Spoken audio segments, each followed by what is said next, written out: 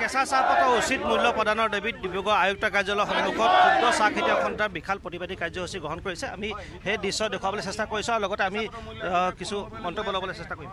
হয়, আপোনালোকে সকলোৱে গম পাইছে যে এই সময়ত বণিক গোষ্ঠীয়ে বহিৰাগত বণিক গোষ্ঠীয়ে আমাৰ যিটো শোষণ কৰিবলৈ লৈছে ক্ষুদ্ৰ চাহ খেতিয়কসকলক কেঁচা পাতৰ মূল্য একেবাৰে তেওঁলোকে কমাই দিব বিচাৰিছে, কমাই দিছে।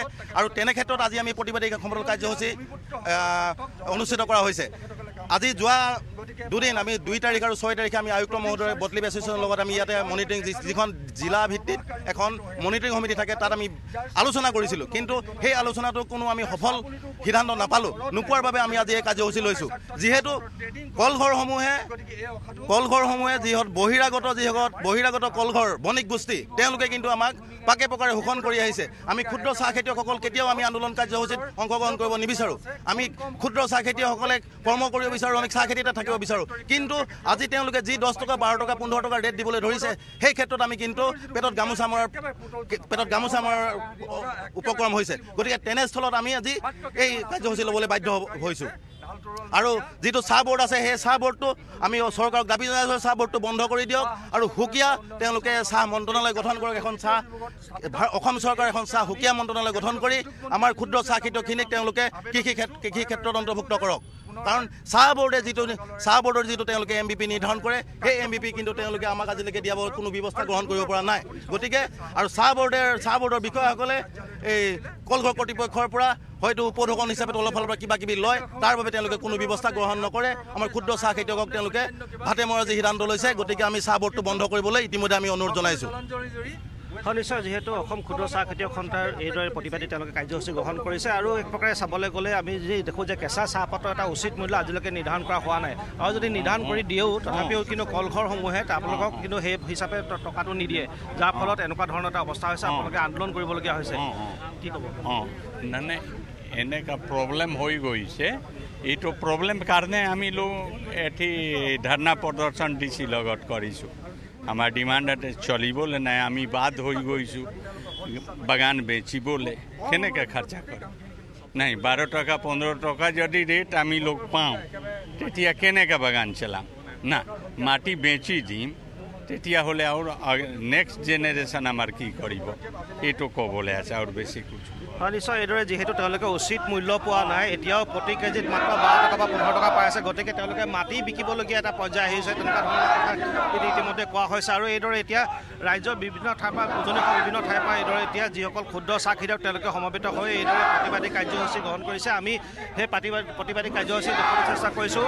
এতিয়াও কিন্তু এটা উচিত মূল্য নিৰ্ধাৰণ কৰা হোৱা নাই। এতিয়ালৈকে আপোনালোকে 12 টকা 15 টকাই পাই আছে, কিন্তু যিটো বা আপোনালোকক নোপোচাইগৈ আচলতে। এনেকুৱা ধৰণৰ পৰিৱেশ আহিছে যে বহুতে এতিয়া মাটি বিকিবলগীয়া তেনেকুৱা কথা কৈছে।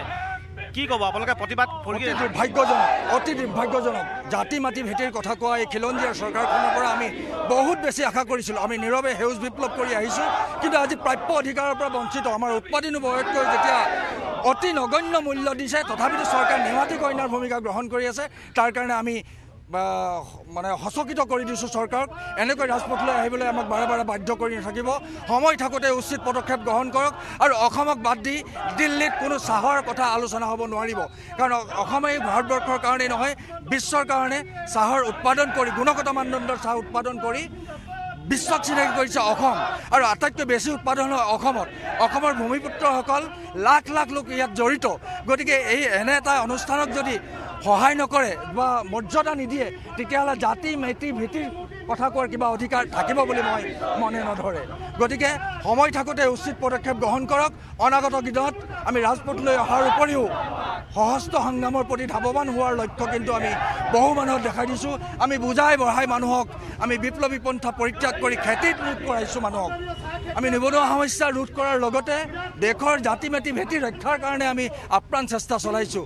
আৰু উঠি অহা প্ৰজন্মৰ দিক বিদিশ হেৰুৱাই যদি তেনেকুৱা পন্থা লয়, তাৰ কাৰণে আমি জগৰীয়া নহয়। তাৰ কাৰণে সম্পূৰ্ণ বৰ্তমান শাসনাধিষ্ঠ চৰকাৰখন জগৰীয়া হ'ব। টি বোৰ্ডৰ ভূমিকা কেনেকুৱা? টি বোৰ্ডৰ বগাহাটী, সম্পূৰ্ণ বগাহাটী। টি বোৰ্ডৰ কোনো ভূমিকা নাই, টি বোৰ্ডৰ কোনো ডিচিশ্যন নহয়। সকলো কলিকতাত ডিচিশ্যন হয়। ব্ৰিটিছৰ দিনতে কলিকতাত মুখ্য কাৰ্যালয় স্থাপন কৰিছিলে।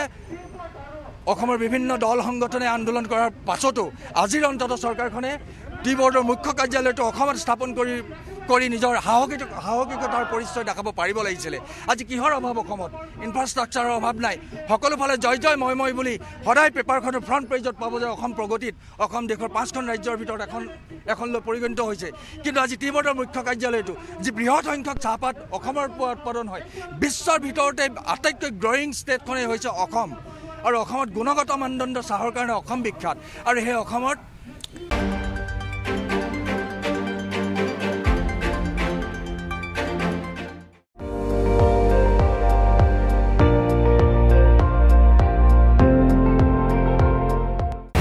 আপুনি চাই আছে ND24 সৰ্বশ্ৰেষ্ঠ নহয় সৰ্বোত্তমৰ দৌৰ